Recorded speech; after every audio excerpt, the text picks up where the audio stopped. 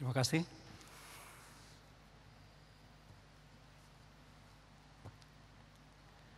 Selamat pagi jemaat sekalian. Kita bersyukur keadaan semakin terkendali dan saya pernah dikejutkan karena ada satu bus lewat ditulis elektrik. Wah, ini rasa di luar negeri rasanya. 5 tahun lalu ke Shanghai kita sudah lihat. Di Shanghai hampir mungkin separuh lebih kendaraan sudah listrik. Kita baru tahun-tahun ini ya. Jadi segeralah pikirkan baik-baik.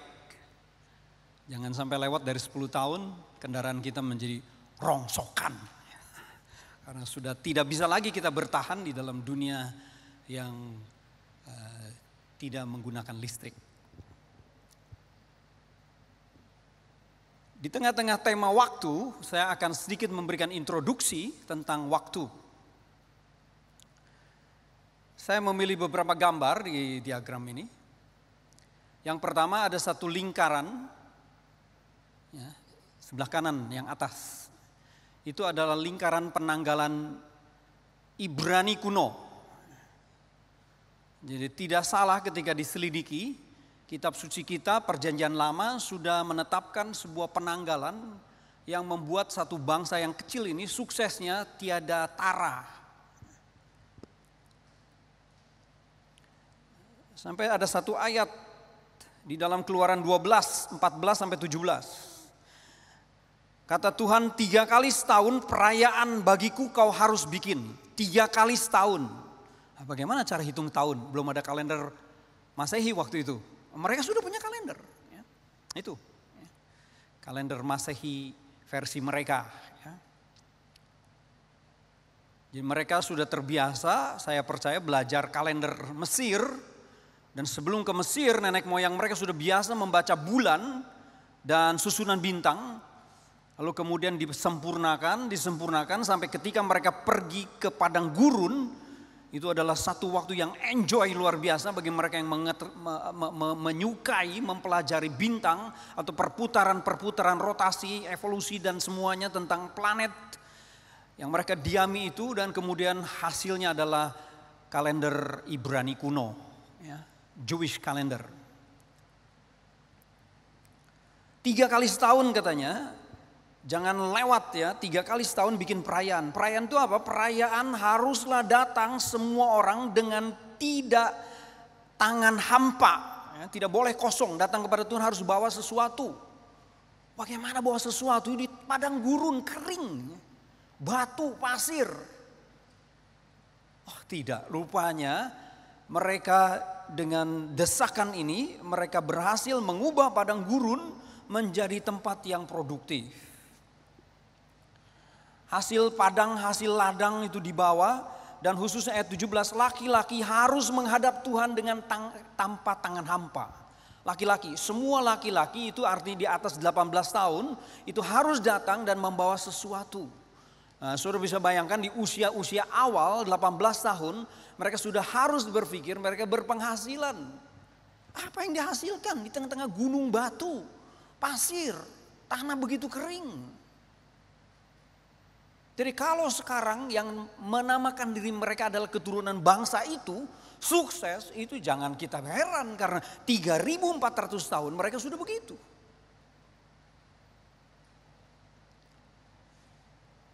Jadi pasir menjadi subur, tempat di mana mereka berternak kambing domba, dan kemudian mereka biasa sebagian mengumpulkan bebatuan, menguji batu sampai menemukan intan berlian atau mineral-mineral tertentu.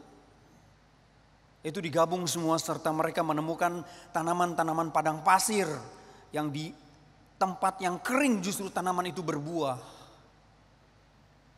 Ya, seperti jenis-jenis kaktus begitu yang akhirnya buahnya bisa dimakan. Salah satunya adalah buah-buahan seperti delima dan sebagainya, itu menjadi ciri khas tempat kering itu.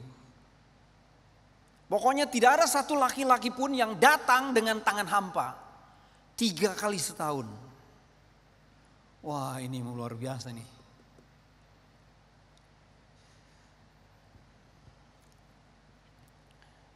disebut sebagai the secret calendar, ya, menurut Eastward. How to think much God has done all men. Ya, tidak ada satu orang pun yang tidak berpikir Tuhan tidak bekerja dalam dirinya, ya, melalui tanah yang luas tak bertuan itu.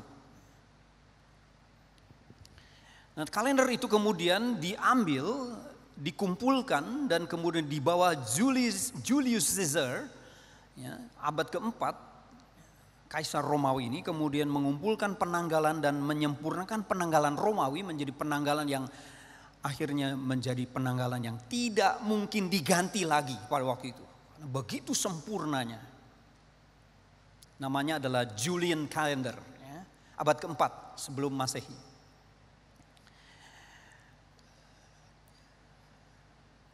Namun kemudian pada tahun 1582 Masehi, ya kira-kira 500 tahun yang lalu, ada sekelompok pastor mencari tanggal Paskah yang tepat bagaimana. Dia kutik lagi itu penanggalan Julian kalender itu, dan kemudian dia sempurnakan sampai begitu presisi, begitu sempurna, akhirnya kekristenan menjuarai kalender Masehi. Jadi saudara pakai jam tangan sekarang itu adalah mengikuti pola kalender Masehi. Bisa tolong bagian yang kedua, ya. Kalender Masehi Gregorian yang menyempurnakan Julian kalender adalah memiliki 365 hari dengan tahun kabisat 29 Februari, atau kalau lebih presisi disebut sebagai 1 tahun 365,2425 hari. Komanya itu sampai 10.000 mil, ya. 2.425 detik atau lebih kecil dari detik. Sehingga koreksinya hanya 0,002% per tahun. Jadi melesetnya dalam setahun itu 0,002%. Berbanding dengan kalender Islam atau Hijriyah, sama-sama 12 bulan, mereka 1 tahun 355 hari. Sehingga penyimpangannya 11 atau 12 hari per tahun. Sehingga untuk mengikuti kalender Masehi harus ada pengulangan musim setiap 33 tahun. Jadi saudara bisa bayangkan jika manusia tidak menemukan kalender Masehi, koreksi terus tiap hari, tiap tahun sampai 12 hari penyimpangannya. Dan kalender China sama-sama 1 tahun 12 bulan, hanya harinya 355 hari. Ketika digabung atau disejajarkan dengan kalender Masehi, kalender China harus menambah dalam 3 tahun sekali 1 bulan. 3 tahun tambah 1 bulan, jadi 13 bulan. 3 tahun tambah 1 bulan, 13 bulan. Jadi untuk masa panen di negeri China masih oke. Untuk masa tanam masih oke. Untuk musim-musim seperti hari-hari raya Tongchupian dan masih oke. Ya, tetapi ketika lebih detail lagi meleset. Akhirnya semua harus ngikutin kalender Masehi. Kamguan atau Bokamguan harus ikut. Dan saudara tidak pikir lagi, langsung beli jam dan menggunakan pola sistem kalender Masehi. Begitu presisinya, begitu tepat dan begitu benar, sampai sulit lagi dikoreksi. Enjoy bukan? Kita sudah berada di dalam sistem kalender yang begitu presisi. Sampai pembuat jam tidak pikir lagi menggunakan kalender Masehi, dia bikin jam termahal pun tidak malu karena tidak perlu koreksi banyak. Seperti tadi ada satu contoh jam, boleh tolong mundur sedikit lagi. Ada satu contoh jam itu salah satu jam termahal di dunia. Di dunia ini hanya 2 jam termahal dan lambangnya salib dua-dua. Apa itu? Vacheron Konstantin dan satu adalah Patek Philippe. Hanya 2 jam ini Kalau saudara mau nabung, ya tabunglah pakai jam ini. Tentu sebagian tipe Rolex bisa untuk nabung. Tetapi yang dua ini nggak bisa lagi diungguli oleh yang lain. Rata-rata 1,5 M mungkin sekarang minimal. Tidak malu, tidak kecewa, yakin benar. Karena menggunakan dasar kalender Gregorian yang kita sebut kalender Masehi. Oke, tentang waktu seperti lagu tadi, ada 2 lagu bagus ya. Kita waktunya untuk menyatakan terang ke dalam dunia. Lagu dari Jericho Group ya, masa-masa saya remaja itu ya, ajakan untuk cepat, waktu berjalan terus. Waktu berjalan terus. Tidak perlu dikoreksi lagi, dia berjalan terus. Bahkan yang kita jalani waktu dengan sistem yang begitu sempurna. Hanya apakah kita mempergunakan waktu itu? Atau kita hanya suka jam tangannya saja? Atau kita hanya kagum bahwa kita di dalam dunia komunitas Kristen yang unggul. Tapi kita tidak menggunakan waktu dengan baik. Karena bukan saya dikejar tanggal, bukan saya dikejar tahun, bulan, minggu, hari, jam, menit, detik, sampai di bawah detik dia masih berbicara dan dia masih berpresisi, bicara dengan presisi. Hanya bagaimana kita mau menggunakan itu? Nah, kita masuk ke dalam renungan kita pada pagi hari ini dari Efesus pasal 5 ayat 16. Tolong digeser, terima kasih. Ya, mari kita berdoa. Bapak Sorgawi, di dalam waktu yang singkat dan sederhana ini pula, kami ingin merenungkan tentang firman-Mu yang sudah menginspirasi dan memberikan sebuah dorongan yang begitu besar selama 2000 tahun ini. Hingga kami bisa menikmati kalender yang diciptakan oleh para hamba-Mu, mencoba mengapresiasi tentang penciptaan Tuhan yang begitu presisi, begitu benar dan begitu tepat. Benarkan dan tepatkan hidup kami Tuhan, untuk kami sejalan dengan konsep berpikir Tuhan di dalam ruang dan waktu yang Kau ciptakan bagi kami. Agar di dalamnya sebelum kami pulang kepadamu, kami dapat dengan puas memuaskan Tuhan, tanpa sedikit pun kami kecewa di hadapan Tuhan. Kami naikkan syukur untuk pagi yang singkat dan sederhana ini dalam nama Yesus Kristus. Kami berdoa. Amin. Secara menarik, waktu dan hari dikontraskan oleh Rasul Paulus. Ada apa hari dan waktu ini dikontraskan?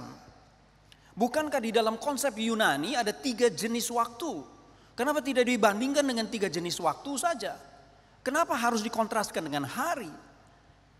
Waktu di dalam Yunani itu ada kronos panjang. Bicara tentang satu bentangan sejarah, bentangan umur manusia.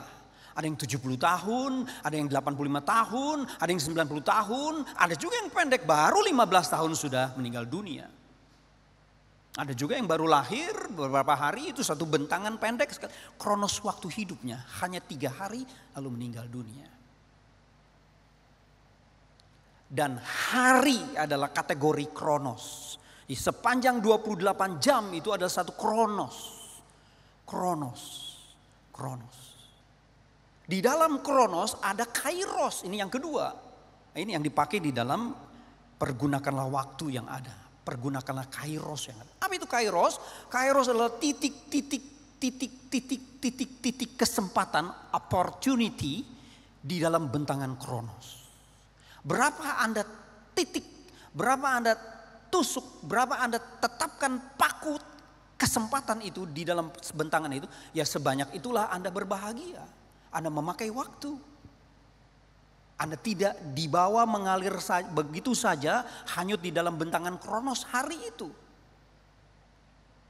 Yang ketiga, ada satu waktu yang jarang diungkap. Salah satunya diungkap oleh Yesus Kristus ketika dia bilang, waktuku belum tiba. Itu hora. Hora adalah satu titik dalam hidup manusia yang dianggap begitu penting. Bisa hari mati, bisa hari lahir, bisa hari sukses, bisa hari dia sakit lalu sembuh, terserah, itu hora. Dot, satu dot. Kronos, bentangan. Kairos adalah titik-titik dot yang begitu banyak. Terserah Anda menggunakan berapa banyak kesempatan itu. Nah di sini Rasul Paulus diminta mempergunakan banyak kesempatan dalam bentangan waktu yang sama kita semua 24 jam. Di dalam kronos yang sama 24 jam. Saudara bisa menggunakan waktu sebaik-baiknya. Lain dengan hari dipakai untuk membandingkan tentang satu kronos yang cenderung bisa dianggap jahat. Mengapa disebut bisa dianggap sebagai hari itu adalah jahat? Karena konsep Yahudi khususnya, pertama-tama orang Yahudi menganggap waktu itu adalah dibagi dua ekstrim, yaitu terang dan gelap. Itu sebabnya pergantian hari orang Yahudi jam 6 maghrib. Kita pergantian hari adalah jam 12 malam atau 00, jam 24.00. Yahudi tidak, jam 6 sore itu pergantian hari. Yaitu mereka bilang terang ke gelap itu ganti hari. Dan satu hari adalah terisi dengan gelap dan terang. Hanya konsep yang mereka tanamkan, jangan sampai hari itu dikuasai gelap. Pikir-pikir boleh juga, karena waktu terang tiba-tiba bisa gelap. Jadi akhirnya gelap menjadi panjang. Karena matahari tertutup oleh awan yang gelap, akhirnya berapa jam itu gelap. Atau ada bencana di langit menjadi gelap. Bukan mataharinya padam, tapi tertutup dan menjadi gelap di wilayah itu. Tetapi kalau dibalik, tidak pernah dalam keadaan gelap tiba-tiba terang. Itu hampir jarang kecuali mujizat. Atau malaikat datang di malam buta. Itu adalah terjadi, ditulis dalam Alkitab. Tetapi pada umumnya jarang di tengah malam yang gelap gulita tiba-tiba terang. Terang itu perlu effort, terang itu perlu usaha. Menyalakan api, menyalakan lampu, menyalakan terang, baru bisa terang. Itu pun tidak bisa seterang pada waktu siang hari. Jadi mereka punya konsep, hari itu bahaya bisa menjadi dominan gelap. Itu sebabnya terbiasa hari-hari ini busuk, buruk, mengerikan. Jangan sampai terjadi seperti itu. Tapi bagi kita adalah sebenarnya bukan itu. Itu boleh kita pakai ya, untuk mengerti mengapa Rasul Paulus mengingatkan kepada pembaca. Ya, bedakanlah antara hari yang bisa menjadi gelap, menjadi tidak terpakai, menjadi sia-sia, menjadi diam, ya, menjadi pasif, dan menjadi tidak produktif. Ya, kita harus merubah hari dengan titik-titik detik, titik-titik jam, di mana kita bisa ambil, bikin. Akhirnya satu hari lewat, kita happy sekali, karena kita sudah pekerjaan kita sudah kerjakan ini dan itu sampai beberapa pekerjaan kita selesaikan. Kalau di dalam dunia dagang, kalau kita tidak deal, hari itu kita rugi. Kita harus deal, kalau bisa 3 kali deal, 4 urusan deal, atau 5 atau 7. Bisa kok. Kalau kita chatting dengan seseorang, dalam waktu yang sama kita sih bisa chatting dengan 5 orang. Heran juga ya. Chatting dengan family, chatting dengan orang tua, chatting dengan anak kita, chatting dengan teman bisnis. Sampai 5 atau 7, kita bisa pindah-pindah gampang sekali. Jari kita begitu lincah. Lalu dalam 1 jam kita bisa menyelesaikan 7 urusan. Kita menghibur orang, kita bikin deal, lalu kita bikin keputusan dan kita mendapatkan untung. Lalu kita bisa hahaha dengan orang dan family kita sedang ada di mana. Kita bisa mengerjakan banyak hal dalam waktu yang bersamaan. Apalagi dalam sehari 24 jam. Kita diminta untuk pergunakanlah kairos yang tersebar sebenarnya di bentangan kronos itu. Apakah ada orang membuang waktu? Banyak sekali. Ya, dengan alasan itu urusan bukan urusan gua, lewat.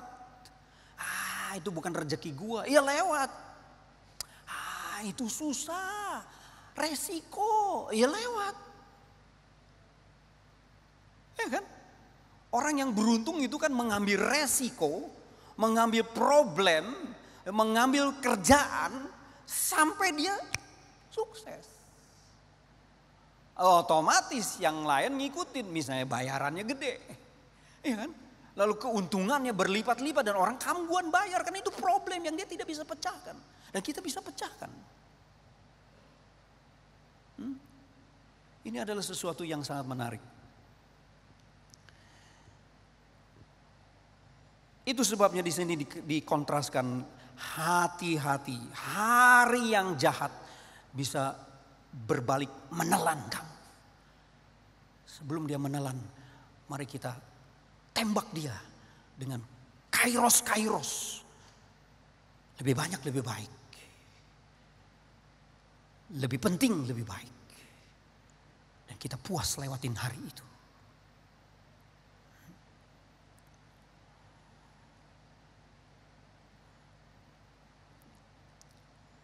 Pikir-pikir saudara sekalian, kalau Bapak Luhut Panjaitan menjelaskan kenapa orang China itu kalau terima proyek di kita itu bawa orangnya juga.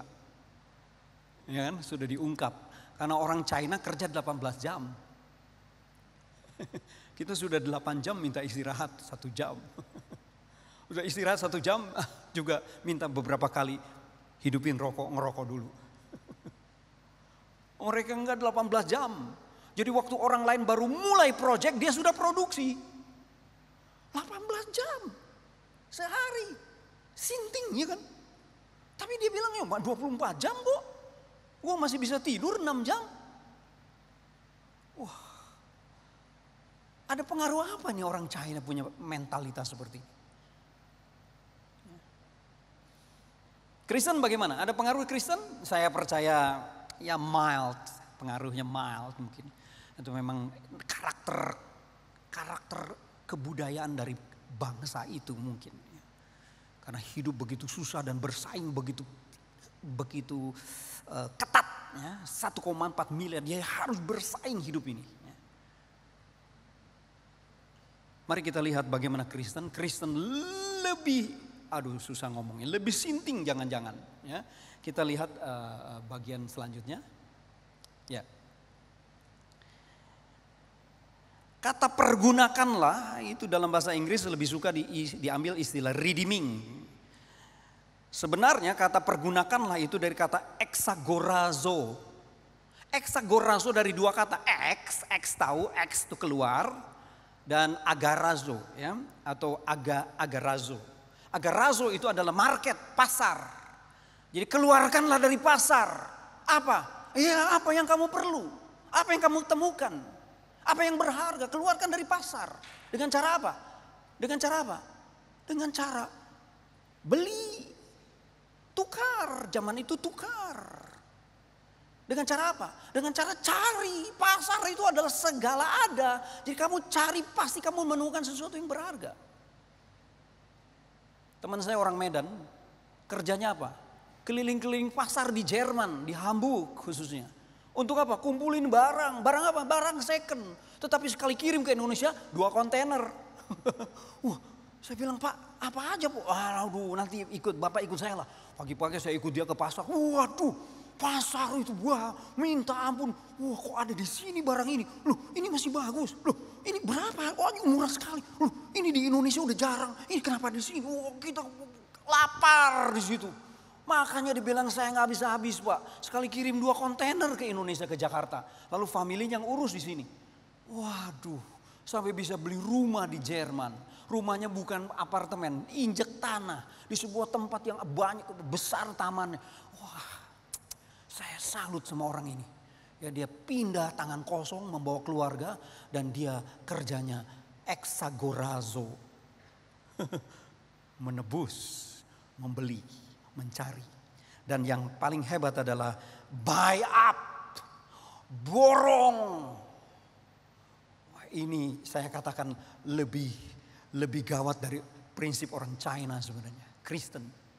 Paulus katakan jika kamu tahu hari itu bisa jahat, kamu harus balik itu, kamu harus borong 1 hari itu sebanyak mungkin kairos. Borong. Berapa yang kau bisa kerjakan? Kerjakan. Waduh, ini konsep berat dan tidak bisa ditemukan lagi dari konsep mana. memborong kairos. Ada yang lebih menegangkan, mencari kairos. Itu kalau sudah cari itu pasti konsentrasi khusus untuk mencari itu berapapun dibayarnya. Ya, tadi lagu bilang bayar. Waktunya untuk kita menjadi berkat bagi dunia, bayar. Apalagi kita cari, dan yang kita cari itu ada di satu tempat dan ongkosnya mahal, kita cari.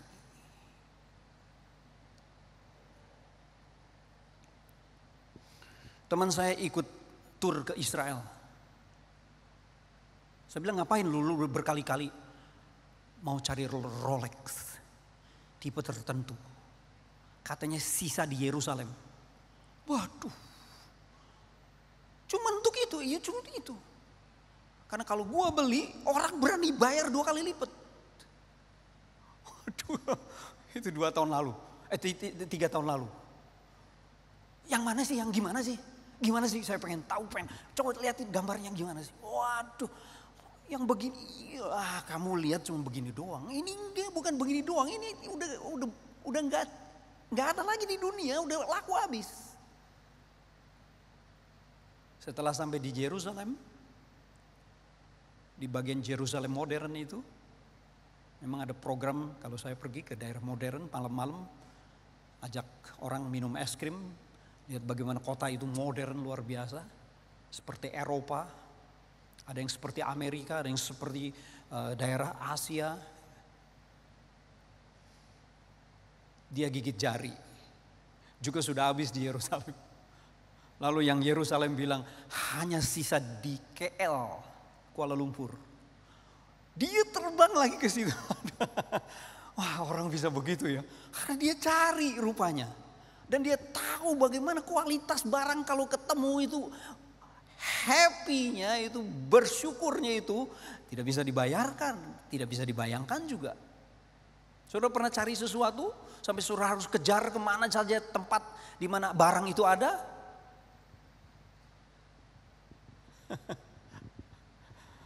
Menarik sekali. Saya pernah dititipin oleh mertua satu jenis salada, namanya salada air, dan itu harus beli di Manado untuk dibawa ke Ternate. Ini orang Chinese di Ternate biasa masak salada itu dengan potongan baikut. Memang sih enak ya. Tapi saladanya nggak ada di situ, cuma ada di Manado. 1 kali subuh itu saya sisir itu pasar semua. Wah, ternyata cepat sekali habisnya salada itu. Jadi ini urusan penting sekali, mertua yang titip ya kan. Kalau dia dapat, dia happy-nya luar biasa orang tua ini kan. Apalah harganya berapa sih salada. Tetapi pas saya sedang ada di Manado, jadi 1 subuh itu saya sisir itu pasar-pasar. Ajak orang Manado di situ, ada satu pemuda untuk menyisir. Dan dapat kira-kira 2 ikat, waduh happy-nya. Nggak tawar lagi, tanya berapa langsung bayar. Terus kembali ambil aja, pokoknya saya pulang buru-buru karena ini urusan nanti sebentar mau khotbah. Hari Minggu pagi tuh. Nah, siangnya kita terbang ke Ternate biasanya. Kira-kira begitu ya, ini urusan salada. Berbanding dengan urusan cari Rolex tipe tertentu. Ada orang cari barang. Lalu orang itu bilang adanya di daerah Finland. Dia kejar ke Finland. Ampun. Hanya untuk cari barang.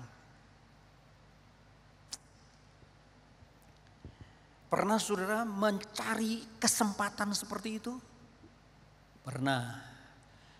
Waktu cari kesempatan untuk ketemu calon pacarmu.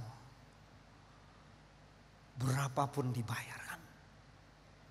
Atau ketemu calon bos. Sudah janjian harus ketemu di mana. Oh, kita cari. Kita tunggu 2 jam sebelum hari jamnya.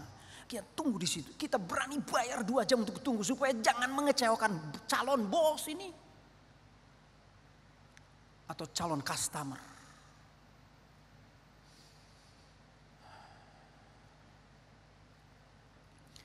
Saya punya jemaat bikin pipa minyak. Pipa minyak. bisnisnya sama Raja Arab. Dia orang tua loh, orang tua 70 tahun. Dia rela ketemu Raja Arab yang lebih muda untuk pergi ke Arab.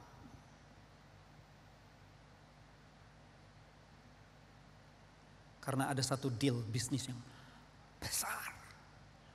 Puluhan ribu kilometer. Sebagian ambil pipa dari dia. Tapi dia bilang bukan itu Pak Rudi. Aduh saya sungkan. Orang 70 panggil saya Pak itu sungkan. Tapi dia bilang gak bisa, lu pendeta kok. Dia orang Batak, opung. Bukan itu Pak Rudi. Yang aku kejar itu adalah saya PI itu Raja Arab. Bagaimana Pak di PI-nya? Pokoknya waktu duduk makan sebelum tanda tangan saya bilang, saya Kristen. Saya mau berdoa untuk kamu. Langsung terima, please. Doa. Doanya penginjilan. Itu yang mahal. Itu yang mahal.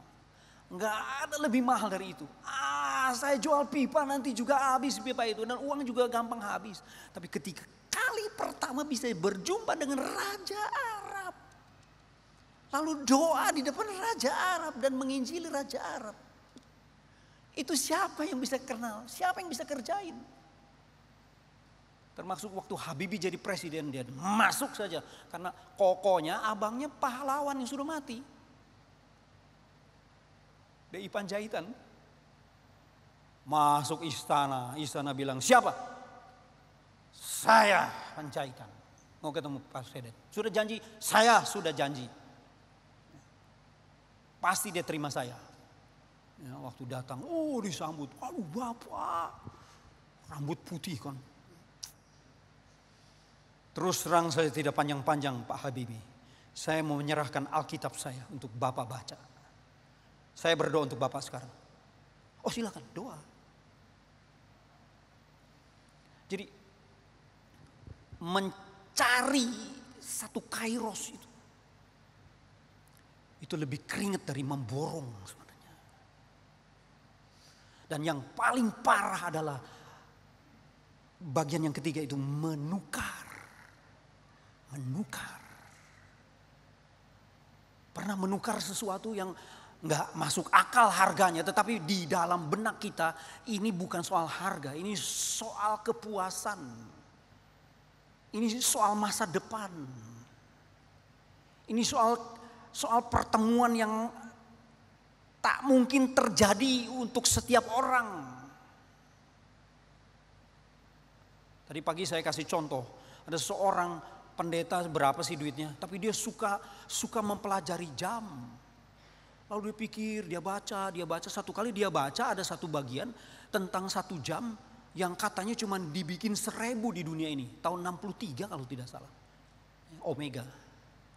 Dan yang dibikin itu juara karena tidak rusak dibawa ke bulan. Ada 25 jam dan semuanya rusak kecuali si Omega yang satu ini. Gawat gak? Siapa orang baca itu mana orang karena dia suka maka dia baca. Jadi waktu dia jalan-jalan ke pasar second, loh kok ada jam ini? Dia mulai deg-degan, tuk. Ini kenapa di sini? Kan di dunia cuma 1000, mungkin rusak 500 sisa 500, 300 tidak tahu di mana, 200 mungkin ada di pasaran. Tapi siapa mau jual? Itu koleksi paling berharga, cuma 1000 dan pernah naik ke bulan temennya.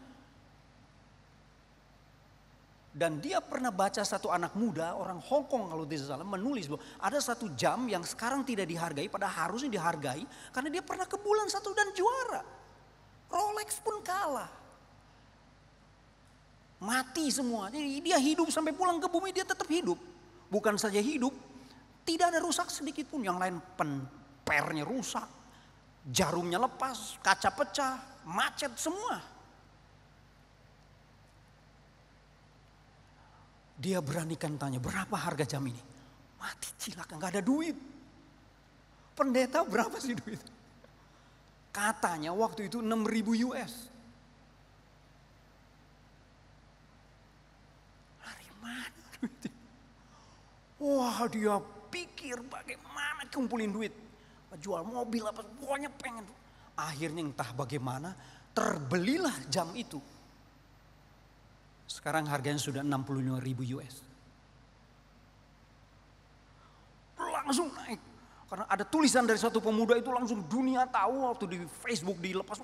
Langsung naik. Mungkin naik terus karena makin sedikit. Pencarinya makin banyak. Emasnya berapa sih? Itu kan satu gelondongan logam apa sih?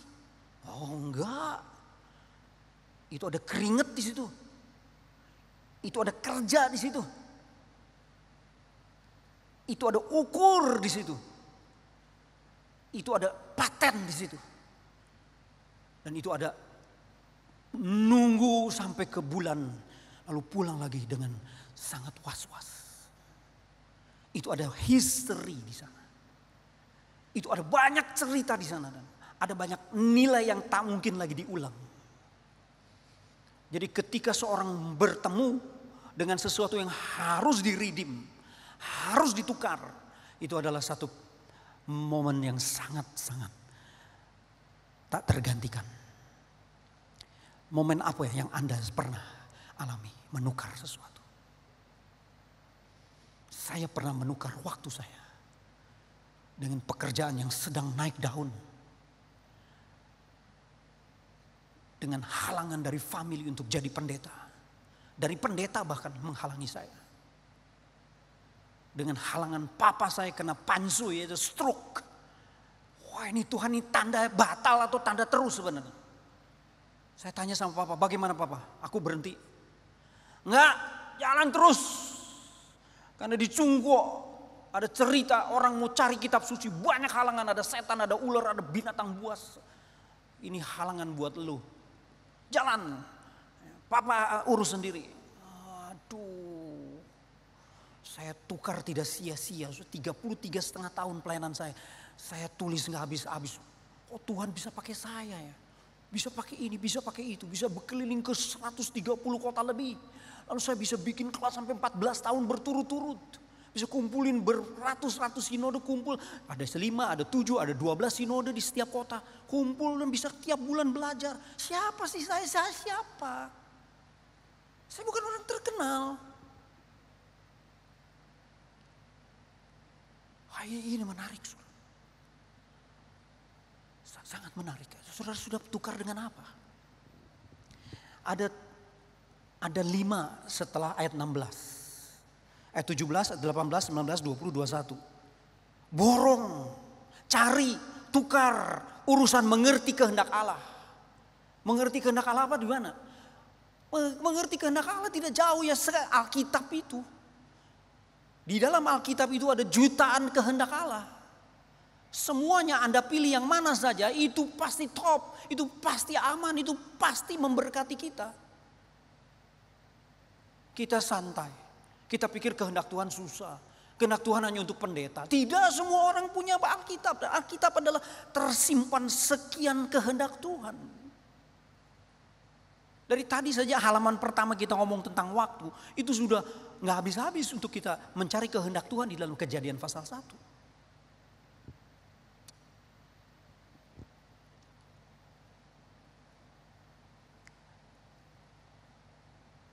Bagaimana dengan penuh di dalam roh?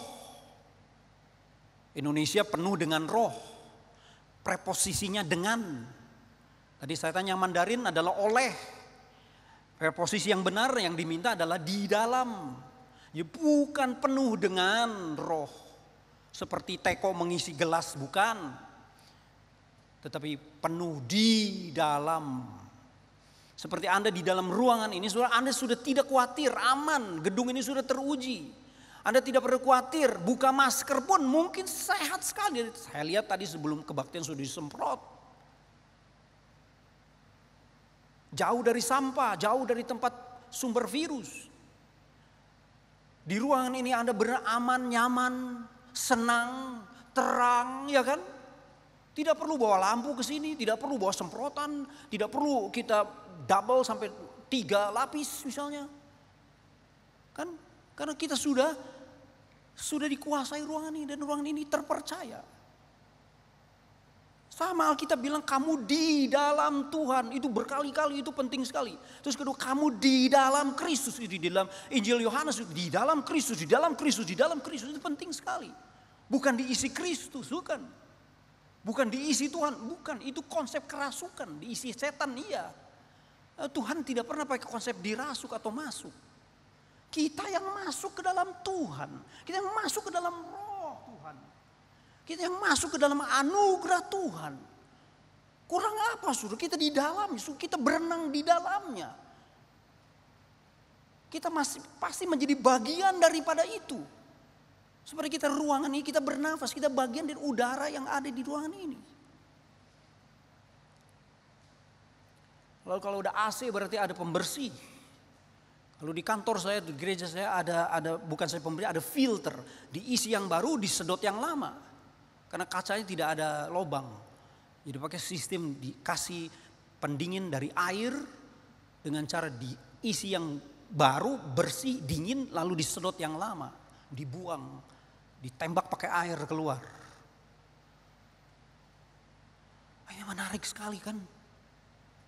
Di sini dikatakan, hendaklah kamu memborong, hendaklah kamu cari, hendaklah kamu berani menukar apa yang kamu belum punya atau kamu belum sadar tentang penuh di dalam roh. Urusan Roh Kudus itu banyak. Salah satu yang paling dekat sama kita, buah Roh Kudus. Buah Roh Kudus ada berapa rasa? Ada 9 rasa. Berapa rasa sudah merasakannya? 9 rasa loh. Tadi lagu tadi kasih, membawa kasih. Kasih itu buah Roh Kudus. Berapa hebat kasih kita? Sudahkah kita memborong kasih? Sudah kita membeli kasih itu, menukarnya?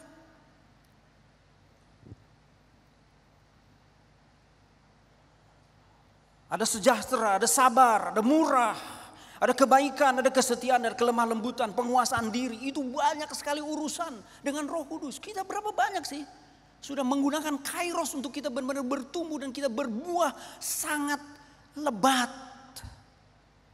Bukan saja menyenangkan Tuhan, benar-benar luber sampai memberkati orang sekitar kita.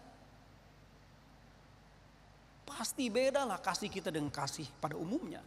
Pasti bedalah sabar Roh Kudus, versi Roh Kudus dengan kayak sabar pada umumnya. Sabar Buddha misalnya. Buddha sangat penting mengajarkan sabar. Beda sekali dengan pengajaran sabar versi Roh Kudus. Sabar yang aktif.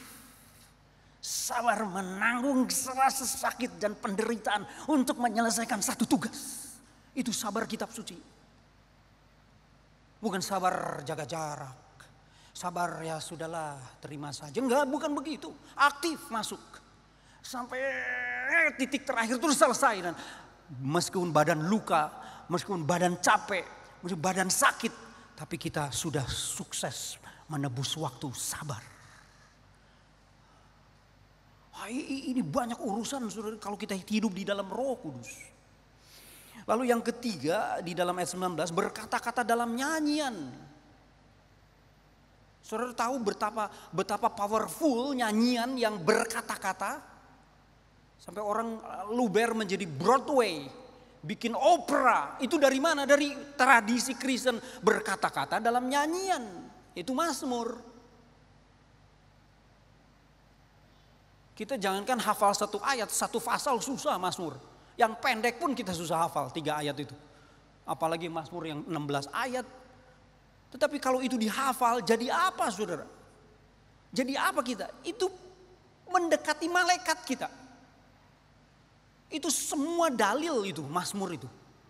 Itu semua teori dalil yang tidak mungkin meleset. Wah. Tidak heran Alkitab kita 2/3 itu syair. 2/3 syair. Jadi kalau saudara nyanyi, terus nyanyiannya adalah kurang berisi, rugi besar, kita buang waktu. Berapa sih orang Kristen bikin lagu? Menurut teman saya ahli musik, katanya saya cari-cari belum ketemu, hampir mendekati 7 juta lagu. Ya lagu yang berat sampai lagu yang Ringan-ringan kali di jumlah semua 7 juta lagu. Tetapi yang saya ingin highlight adalah seorang buta namanya Fanny Crosby yang saudara biasa beberapa lagu dinyanyikan di gereja ini. Itu bikin 6.000 lagu. Orang buta. Ibu Fanny Crosby usia gak sampai 80 tahun bisa bikin 6.000 lagu. Itu kalau kita tidak manfaatkan, ya nyanyi sih tapi kita lewat. Sampai ada beberapa lagu yang dipilih begitu baik. Waktu saya siap khotbah, saya rasa saya gak perlu khotbah. Karena ini lagu ini sudah khotbah sebenarnya. Rasanya Tuhan gak perlu khotbah gua.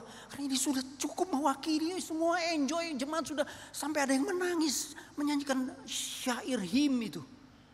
Waduh, luar biasa. Iwan Fals saja tahu untuk menyampaikan pesan pakai lagu, ya kan? Ngetop dia sekarang karena apa? Dia bertahan dengan cara dia menyampaikan pesan dan provokasi melalui lagu. Pemerintah Thailand angkat tangan. Itu tradisi itu dari mana? Itu di gereja terjadi dan harus tiap minggu terjadi di gereja. Bagaimana berkata-kata dalam psalm, dalam songs, dalam nyanyian, dalam mazmur, dalam segala apa yang dilantunkan. Kita tidak tersinggung kalau ditegur oleh ragu. Ya. Kita rasa cukup walaupun lagu itu cuma 3 menit tapi padat sekali dengan makna dan syarat dengan pikiran-pikiran sangat tinggi dan dalam. Ya kan lagu yang berbobot. Itu lagu yang dipilih tadi dari Jericho itu yang terakhir. Itu nggak padam sampai sekarang karena pasti yang penulisnya Hari Priyonggo dan teman-teman itu memikirkan bagaimana bisa menyentuh dan mengcombine dengan kata-kata kitab suci lalu disampaikan dengan sangat padat dengan ajakan yang begitu emosional, terpimpin, teratur. Orang khotbah bisa aja bertobat kamu bisa, teriak-teriak bisa, tapi kalau disampaikan dengan lagu itu kan dilantunkan dengan pas.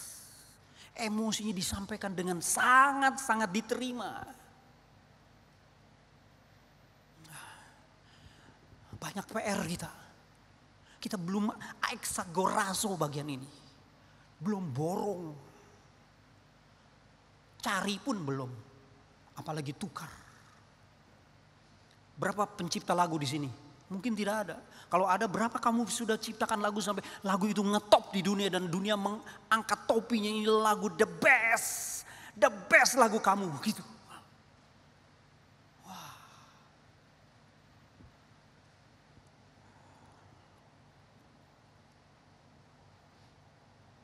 Mengucap syukur, sudah kita menebus mengucap syukur, memborongnya. Saudara berapa banyak tahu gedung ini jadi, berapa yang mengucap syukur sih? Uangnya mungkin sekarang kecil kalau dibandingkan hari ini, mungkin berapa puluh M. Tapi berapa orang dan orangnya siapa saja sih? Coba cari tahu. Ngeri loh. Tradisi Kristen mengucap syukur itu ngeri. Karena ukurannya mulai dari raja sampai kepada 2 peser.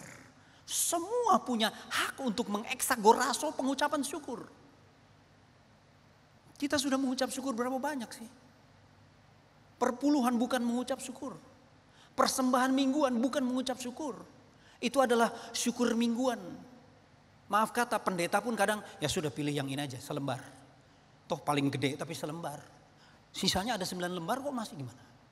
Sudah 2 lembar masih ada 8 lembar kira-kira gitu. Sudah 2 lembar memang sisa 2 lembar. ATM masih tebel kok gitu kan. Ini berapa sih ukuran mengucap syukur? Itu gak ada ukuran nih. Itu hanya diukur oleh waktu dan kontak dengan hati yang ini kesempatan saya tuang di situ. Aduh. Kalau tidak ada gereja yang mati sekarang yang dibeli jadi masjid itu. Ya tidak ada cerita bagaimana orang Kristen hebat mengucap syukur. Dan berlanjut ke tempat-tempat yang belum ada gereja. Seperti itu. Orang bisa mencibir kalau masuk ke tempat ini. Apaan gereja mewah-mewah begini? Gede lagi, yang duduknya sedikit. Enggak bisa, ini adalah produk mengucap syukur. Besok andai kata 20 tahun lagi gereja ini kosong atau dibakar atau berganti diambil jadi masjid, bisa juga. Tetapi tidak bisa dihapus. Bagaimana ada bukti sebuah barang yang dipilih terbaik untuk menjadi bahan ucapan syukur. Ya kan? Saya ambil contoh Hagia Sophia di Istanbul. Yang pernah ke sana saudara tahu bagaimana orang Islam pun tidak rela merubuhkan itu. Gila, bawa batu granit. Ya, ukuran 12 meter. Lalu dibubut jadi satu batang. Itu di mana cari batu begitu? Lalu didirikan menjadi pilar. Boleh 12 meter. Lalu dirangkul hanya harus 2 orang merangkul atau 3 orang. Lalu itu dibubut bagaimana? Batu-batu granit warna hijau, warna abu-abu. Itu orang kok bisa pikir begini, bikin gereja tanpa pilar, kubahnya terbentang dan tinggi 56 meter. Waduh. Berdiri kokoh hampir 2000 tahun. Pengucapan syukur jika sudah dieksagorazo, kita bisa memuaskan Tuhan.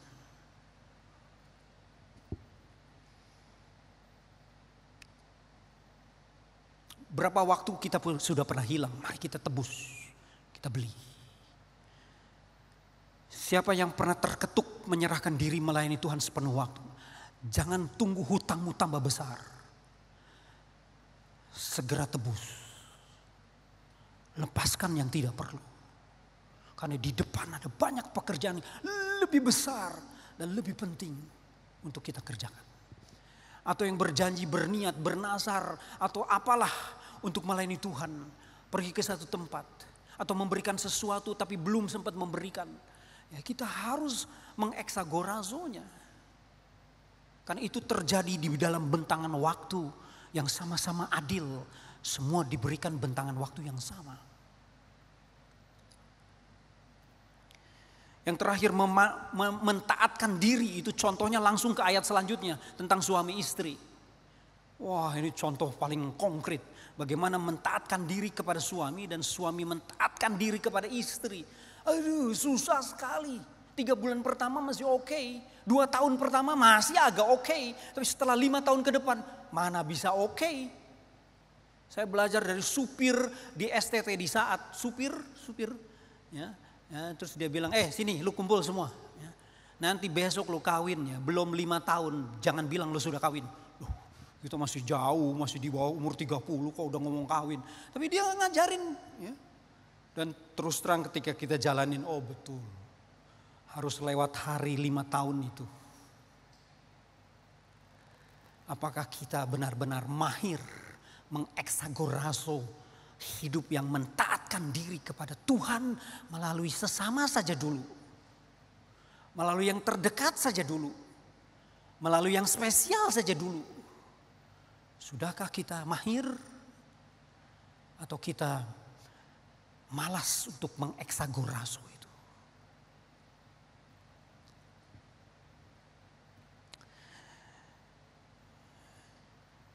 Bisa minta tolong slide terakhir, terima kasih. Di 1 Korintus pasal 7 itu terkenal urusan jangan kawin. Jadi pranikah, saya selalu menyinggung bagian ini. Karena seluruh ayat di dalam pasal ini adalah menganjurkan untuk tidak menikah. Ngeri juga nih. Jangan-jangan para pastor bertumpu kepada satu pasal ini. Karena Paulus dengan keras lebih baik jangan menikah. Dari awal sampai ayat terakhir. Tetapi di tengah-tengah dia bilang, saya tidak pernah ada keinginan untuk menghalang-halangi kebebasan kamu. Saya hanya satu tujuan, yaitu di ayat 35 bagian akhir. Agar kamu melayani Tuhan tanpa gangguan. Mantap ini. Melayani Tuhan tanpa gangguan. Jika kamu punya istri dan mengganggu, anggaplah ketika mau melayani seolah-olah kamu tidak ada istri. Oh, ini perkataan menakutkan. Bukan melepaskan istri, bukan melepaskan suami. Bukan cekcok dengan istri dan suami. Anggaplah seolah-olah ketika kamu mau melayani, jangan kamu menganggap ada istri, ada suami sehingga terhalang. Dengan kata lain, ketika kita mau melayani, istri harus mengerti seolah-olah si suami sedang bukan menjadi suaminya. Ya, artinya menjadi teman sepelayanan, ya mendukunglah.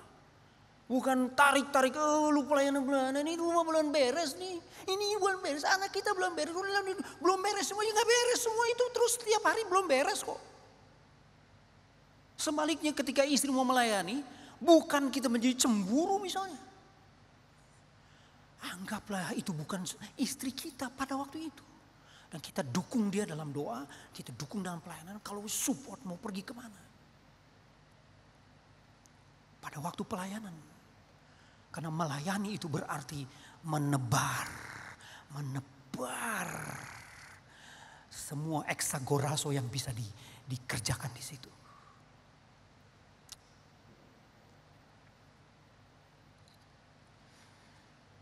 Jadi seolah-olah pada waktu itu, setelah itu harus kembali. Sebagian orang tidak kembali, akhirnya menjadi terpisah. Itu pun tidak ada perintah atau nasihat dalam bentuk itu. Yang pasti karakter firman yang turun melalui Rasul Paulus adalah bersifat ajakan bersemangat, mendesak, jelas alasannya dan goal tujuan akhir dengan pasti melayani Tuhan tanpa gangguan.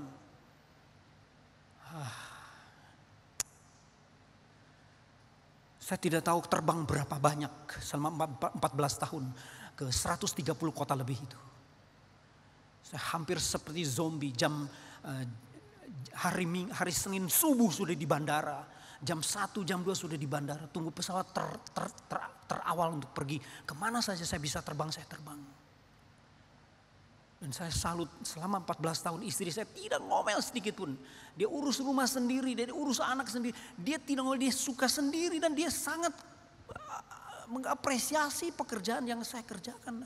Saya tidak boleh mempermainkan itu. Saya tidak boleh mengkhianati itu. Saya tidak boleh membawa kabar buruk setelah pelayanan. Meskipun saya capek, saya pernah pulang sakit. Saya tidak boleh ngomel. Saya tidak boleh menyusahkan istri yang sudah menanggung apa yang dia harus tanggung ketika saya tidak ada di tempat. Nah itu tinggal diaplikasikan. Kalau suami kerja, suami berbisnis, harus ada, jangan sampai kalau itu suasana seperti pelayanan, haruslah mendukungnya secara penuh. Dan sebaliknya tidak boleh dipermainkan dukungan itu. Oh Paulus sangat kakas dalam urusan begini. Dia mendesak, dia pasti, dia sangat bersemangat. Dan punya goal yang tepat, jelas, pasti. Demikianlah mari kita belajar memborong waktu. Lebih hebat lagi, mencari, belum tentu ketemu. Tapi rela membayar harga untuk mencari. Dan lebih hebat lagi, kalau perlu kita bayar dengan satu bayaran yang mungkin habis-habisan. Ya, kalau perlu kita bayar. Karena kita menggunakan kesempatan itu untuk memuaskan Tuhan yang sudah menyelamatkan kita tanpa bayaran sedikit pun. Percayalah, apa yang kita kerjakan setelah kita selamat itu tabungan saja, tidak ada yang lain. Berbeda dengan non-Kristen, apa yang kita kerjakan adalah untuk mengganti dan menukar di esok hari dengan keselamatan. Kita tidak, keselamatan sudah diberikan, sisanya adalah reward. Kita diminta untuk menabung. Siapa rajin, tabungan banyak. Siapa lebih rajin, tabungan lebih banyak. Dan sukacita dan kepuasan untuk Tuhan tentu lebih tebal. Tuhan memberkati kita. Tuhan menyertai kita. Tuhan menanamkan firman-Nya dalam hidup kita. Mari kita berdoa.